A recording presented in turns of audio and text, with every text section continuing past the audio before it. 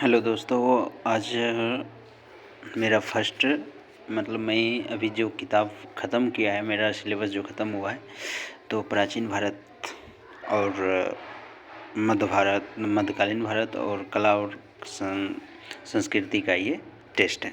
Okay, लेकिन मैं अभी जो टॉपिक मेरा पढ़ने का तरीका मैं बता दूँ, तो मेरा जैसे सिलेबस ख़त्म हुआ प्राचीन भारत से, तो प्राचीन भारत से जितने भी क्वेश्चन आएंगे सबको हल करनी है मुझे, उसमें से कोई तरह।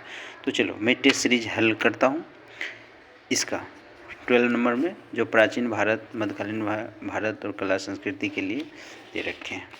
ओके, मैं हल करके बताता हूँ कि इसमें क्वेश्चन किस तरह से है, किस तरह से आते हैं। जैसे मैं प्राचीन भारत से, ये है सवाल, हड़प्पाई लिपि के संदर्भ में निम्नलिखित कथनों में से कौन सा सही नहीं है? तो सही नहीं है। सबसे पहला क्वेश्चन क्या कह रहा है? ऑप्शन, हड़प्पाई लिपि प्रतीक शब्दांश है। ये बात तो सही है। हड़प्पा के काल में जितने भी मिला है लिपियाँ, उसमें तो पढ़ा तो गया नहीं था, लेकिन वो लिपियाँ सिंबल में था, तो ही प्रतीक के रूप में बोल रहा है ना, तो सही है ये। अब क्या कर रहा है? यह सामान्यतः दाईं से बाईं लिखी जाती थी। हाँ, बात सही है। उस टाइम 2 लिपि थी, ब्राह्मी लिपि, खरोष्टी लिपि। तो दाईं से बाईं, इससे इस साइड लिखा जाते थे। ब्राह्मी में इस साइड से इस साइड। ओके, ये भी सही कह रहा है। तीसरा का, प्रारंभिक हड़प्पा काल से लेकर उत्तर हड़प्पा काल तक इसमें अत्यधिक विकास देखा गया है। अत्यधिक, ये सबसे इम्पोर्टेंट है। अत्यधिक विकास देखा गया, जबकि ये गलत। अत्यधिक विकास नहीं देखा गया था, जबकि प्रारंभिक हड़प्पा काल से लेके कह रहा उत्तर हड़प्पा काल में। ठीक। फोर्थ क्वेश्चन, इस लिपि को अभी तक सफलतापूर्वक पढ़ा नहीं जा सकता है। बात सही है, लेकिन 1837 ईस्वी में जेम्स प्रिंसेप ने पढ़ा था, बाद में पढ़ा, लेकिन इसी हड़प्पा लिपि तक की बात कर रहा है ना, तो इसलिए ये भी सही है, बाद में पढ़ा था। तो कौन सा क्वेश्चन सही नहीं है? 3 सही है, 1 गलत है। ओके, अब मैं 27 कंप्लीट हो गई, अब 28 की बात करते हैं। 28 देखो, ये प्राचीन भारतीय इतिहास के ही हैं। संदर्भ में निम्नलिखित युग्मों पर विचार कीजिए।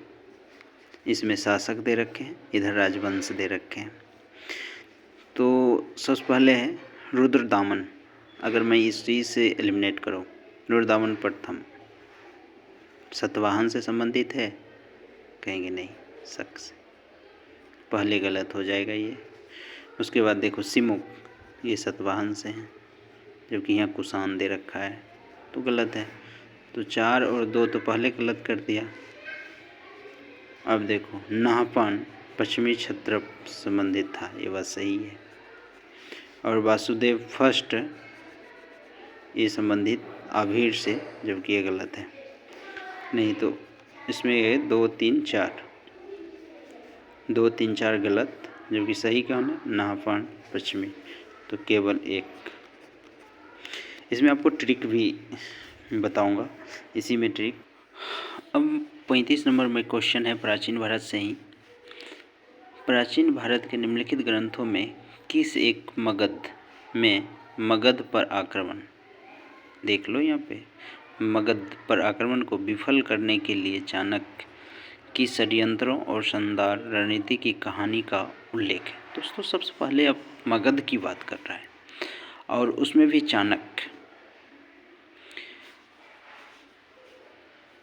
जिसमें षड्यंत्र रचा था, और उस रणनीति की कहानी किस पुस्तक में है? मुद्रा राक्षस में। मृच्छकटिकम में है नहीं, इसमें भी नहीं है, प्रियदर्शी का ये तो है ही नहीं, तो मुद्रा राक्षस में। जब आप एनसीईआरटी पढ़ोगे ना, एनसीईआरटी में एक लिखा हुआ है यहाँ पे, एनसीईआरटी का ही। अब मैं आपको एक क्वेश्चन दिखाता हूँ, दिल्ली सल्तनत से पूछा, आप सब दिल्ली सल्तनत के बारे में देखो कैसे क्वेश्चन। दिल्ली सल्तनत के निम्नलिखित शासकों में से किसके शासनकाल के दौरान मंगोलों ने दिल्ली शहर पर आक्रमण किया था? मोहम्मद बिन तुगलक, जिसको हम पागल बादशाह कहते हैं, इल्तुतमिश, जो कुतुबुद्दीन ऐबक के दामाद थे, और इसकी बेटी रजिया सुल्तान, जिसने पर्दा प्रथा त्याग की थी। तो इल्तुतमिश ने, रजिया सुल्तान ने पर्दा प्रथा त्याग कर ली थी। उसके बाद इब्राहिम लोदी है, जबकि ये होगा नहीं। अलाउद्दीन खिलजी के काल में दिल्ली सल्तनत पर मुग़लों ने दिल्ली शहर पर आक्रमण किया था, अलाउद्दीन खिलजी के काल में। जब आप NCERT पढ़ोगे ना तो सारे यानी क्वेश्चन छूटेगा ही नहीं, चाहे ओनली IAS की नोट्स पढ़ लो तो भी सफिशिएंट है इसके लिए। उसके बाद नेक्स्ट और क्वेश्चन दिखाता हूँ।